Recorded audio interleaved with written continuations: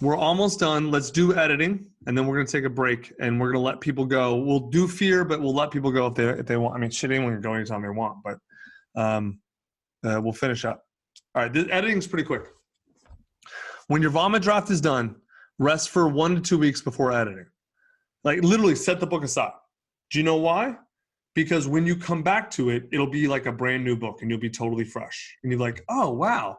Like you'll say, I thought my book was terrible in the vomit draft when I was writing it. Now I realize it's actually pretty solid. Like this is good. I'm excited. You will have a burst of excitement.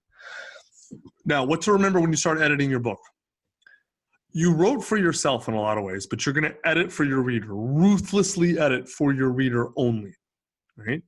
And because your book is for your reader, not for you. You're going to get a ton of benefits for it. But for you to get any of those benefits, the book has got to serve your reader, okay? Now, this is something to keep in mind and remember. Readers are impatient, selfish, and ignorant. And I mean just ignorant about your subject. Like, I'm ignorant about medical care, right? I don't know. Like, it doesn't mean I'm dumb. I just don't know. And I am impatient, selfish, and ignorant about books I buy, right? So this is not a put down on readers. This is not slamming them. This is just how we all are. I've got shit to do. I only care about how the book's going to help me, and I don't know anything about it. Like, in fact, if you guys want to see an example of this, you guys see a couple times I get frustrated with some of the questions you guys have asked. It's not your fault. You don't know how to write a book. I'm frustrated because I know this. I've been doing it for 20 years, which is silly for me to be frustrated that you don't know how to do something I know for 20 years. It's just natural, right? And then I got to be like, okay, Tucker, stop being frustrated. You're being silly. You're here to teach them. Go teach them, right? So if you get that way, it's normal, natural. You don't have to beat yourself up. Now, but to remember, you're buying your reader's attention one paragraph at a time, so you got to keep their mindset in. So how do you keep their attention? The frame that I like to use is I assume I'm editing for a curious, smart 12-year-old, right? Now, why? Because let's think about some of the best-selling books of all time. Does anyone want to guess the best-selling novel of the past 50 years? Single novel. You can put the answers in the chat if you want. 50 Shades of Grey. Single novel. People are saying Twilight, The Shining, Harry Potter. Somebody said 50 Shades.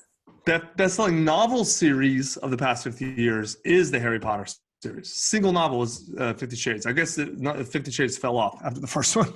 But in terms of novel series, Harry Potter by far. What do those two things have in common?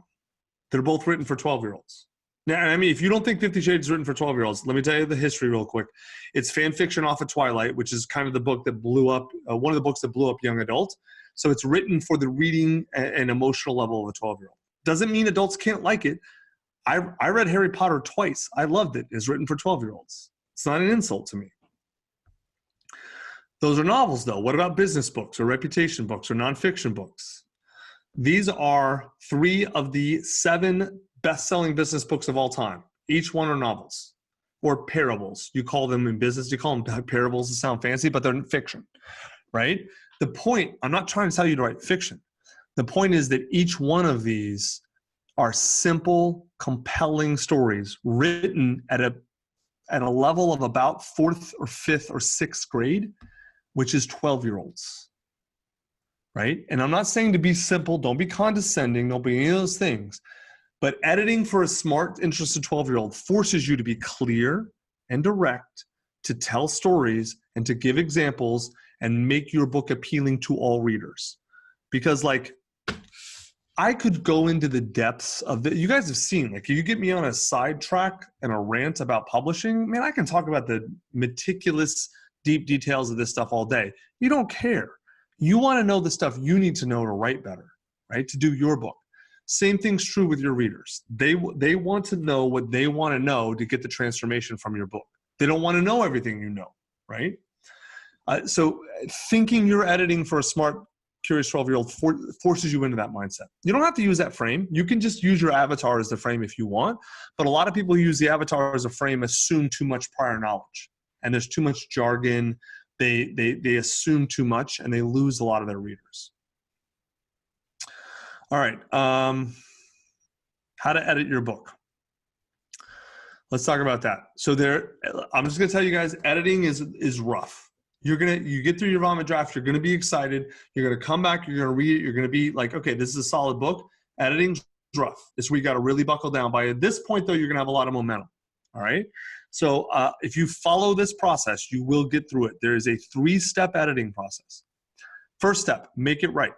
So in this case, literally all you're doing is you're gonna read through and you're gonna make sure it's just 3 things. All the content you want is in there, it's in the right order, and it makes basic sense. So like if you had all the notes where it's like, hey, come back to this later, research this later, this is where you fill in all that stuff, okay? Make sense? This is basically preparing yourself to edit. All right, do that once. And this may take a long time. Like if you, like Pam burned through her vomit draft. That's why she spent so much time in the Make It Right edit. She basically had 2 vomit drafts, right? I would highly recommend not doing that. Put as much effort as you can in vomit draft. It'll make the Make It Right easier. The second is line by line editing. This is the meat of editing. I recommend, this is going to sound a little crazy. This is one of those things, okay? Each sentence, line by, you read each line and you ask yourself, is it as short as possible? Is it as simple as possible? Is it as direct as possible? Is the reader going to care? Like, remember those, the writing principles? Same thing. And I'm serious. If you do that analysis for sentence, paragraph, and chapter, like every single sentence, and then each chapter, and then each paragraph, and each chapter, this is going to turn you into an amazing editor. By the way, this is based on George Orwell's Rules of Writing, who is probably the best essayist in English. So I know it seems like a lot, right? And it will be until you get used to it. The first page you edit like that will take you an hour. Then the second page will be a half hour. Third will be 15 minutes, then 7 minutes. Then you're down to 5 minutes a page. And all of a sudden, after 10 or 20 pages, you're going to become a great editor because you're going to have these rules burned into your head. Got it? All right. What this also does, it forces you to cut to only what matters, and which is the absolute key to editing. Cut ruthlessly. There's a great quote about this. William Faulkner said, in writing, you must kill your darlings. If you love something great, it doesn't matter unless the reader loves it. And usually the things you're most obsessed with are not what the reader cares about. Elmore Leonard said, I try to leave out the parts that people skip. That's what editing is. Cutting those parts. There is an app or a website that's decent for this. It's called Hemingway app. It's right there, hemingwayapp.com. It's not content editing. All it does is it's just a basic, simple algorithm that gives you suggestions based on sentence length, passive versus active voice, a few other things. I use it. I think it's fantastic. It helps me cut a lot of fluff from my writing. It's optional. You don't need to use it. If you don't like it, don't use it, but it works pretty well. Hey, Tucker, can I jump in with one thing here? I had a question, and I want to speak to this more broadly. Question from Christian about like how much time per day should we allot for editing? Is it the same as we allot for writing? What Emily and I have seen working with authors and guided author is that it works better to work in larger chunks if you can, especially at the beginning of editing, because it's kind of hard to do start-stop when you're trying to get the whole book in your head. So the 250 day works really well for the writing. When you think about blocking time for editing, you may want to have larger chunks, maybe fewer per week, but that seems to work well. Yeah, Taylor, can you put that in the notes? We always talk about that in a workshop. We need to get that in the slides. That's great advice. Hal's 100% right. Editing is where you can do the sprint chunk thing. Absolutely. Yeah. All right. Here's the last step in editing. This is another one of those things that's going to sound crazy. I'm just telling you, this works so well. So you literally read your book out loud to another human being. Dude, I know. I can already see. I can't see the chat. I can only imagine it. Here's the thing. You want a human being right there. It doesn't have to be physically now. You want a social distance. Do it over Zoom. You don't need feedback. You don't even want feedback. This is about having a human being in the room who will force you to say it out loud and force you to actually hear it. You'll hear the problems yourself. You without even feedback, you'll hear them, right? Ask me how I learned this works. You say, how did it work? So when I wrote I Hope They Serve Beer in Hell, my first book, I probably edited, line by line, edited that 50 times. I thought there's no possible way I can write a better book, at least right now. I've got to send it into my publisher. So I did. And about 3 months later, it came time to record the audiobook, which I did myself. And I went to the studio and I started reading, and I got mortified because I found 100 tiny little word choice, not even errors, just things that like I could have done better, that I could have phrased better had I just read this out loud, that just leapt out at me as soon as the words came out of my mouth. So from that point forward, I now read all my writing out loud before I publish. Donald, who's an editor, his book's out now. It's really surprising the difference it makes reading and writing aloud. Found so many little errors I never would have noticed. Has really made a difference in the flow of my book, inching ever so closer to finally being done. So how do you get people to sit there while you read for 8 hours?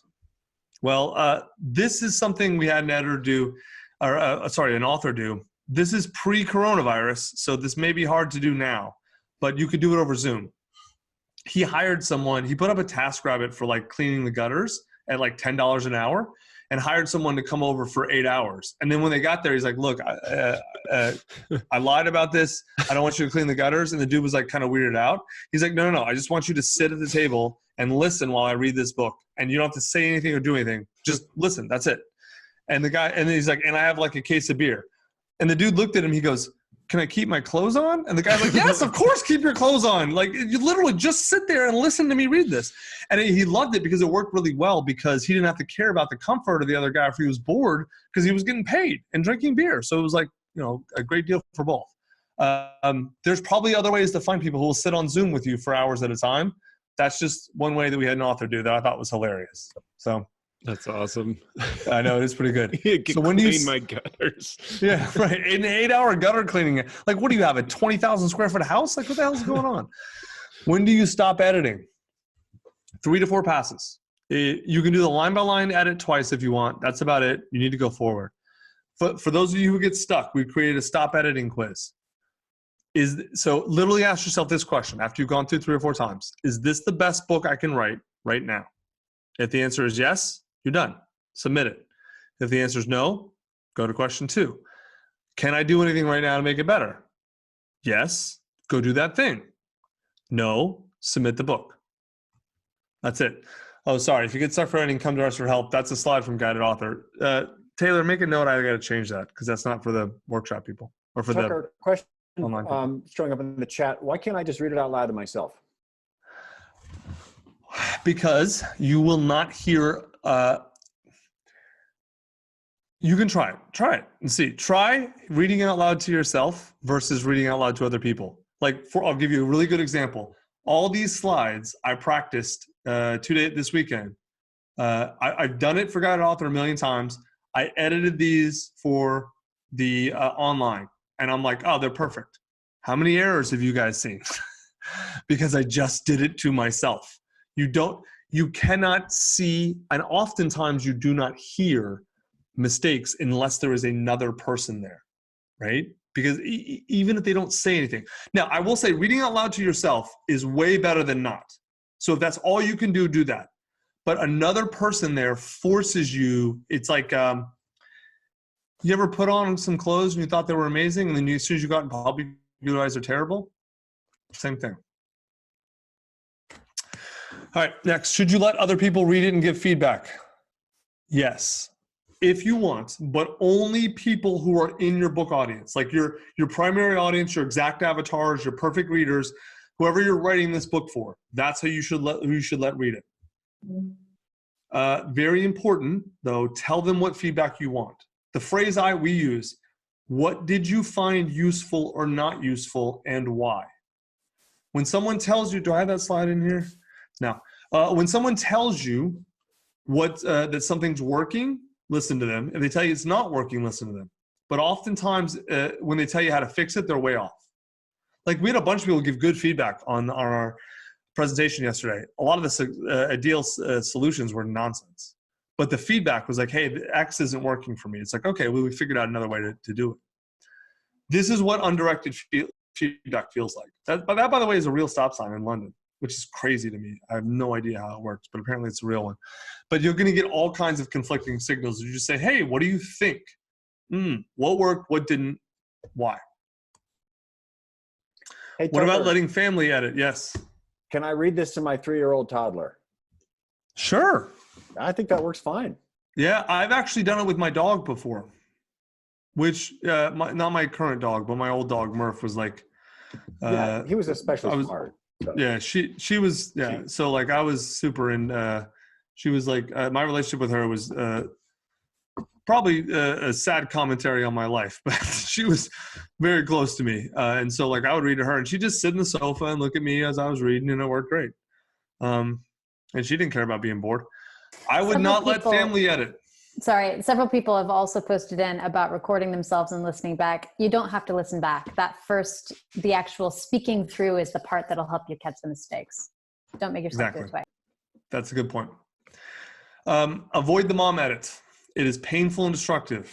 It's nothing against your mom, but most moms feel like they have to say something and they have no idea what they're talking about unless they're in the audience. And so you'll get feedback, and I can't tell you how many authors we've had who give it to their mom and they get spun out and over nothing, so I would really avoid that. Let her see the finished book. Don't let her give feedback. Here's a really good thing from Brita, who is in Guided Author. She says, when Tucker tells you not to let other people read your book, you need to listen. I made the mistake of having someone read my book. It was with the specific purpose of not just looking at sentence structure. Just looking at sentence structure and cleaning up repetitive stuff. She has a master's in English and was a published author. Disaster. Total waste of time and money. Her advice was horrible. And if it was my first book, I would have been completely freaked out. Never again will I use anyone outside of Scribe. She's in Guided Author, so that's why she's saying that. Here's another example about, I read these slides. I didn't think about this, and now I'm thinking about that. I said it out loud. I need to give you guys advice about finding an editor. Taylor, we have a post about finding an editor. Can you put that in the, I know it's on the website. Can you put that in the chat? You don't need to worry about finding an editor now. Wait till you finish your vomit draft and you've done your editing. Then you do need to find an editor. Yes, we do editing, but there's plenty. We have a whole post that lists all the different ways to find an editor. So we're not the only one. We're not even close. You're going to forget all of this when it comes time to edit. It's cool. This content is up free on the internet forever. So you can rewatch this episode, this part. You can work through the stuff again. You can get refreshed on all of it.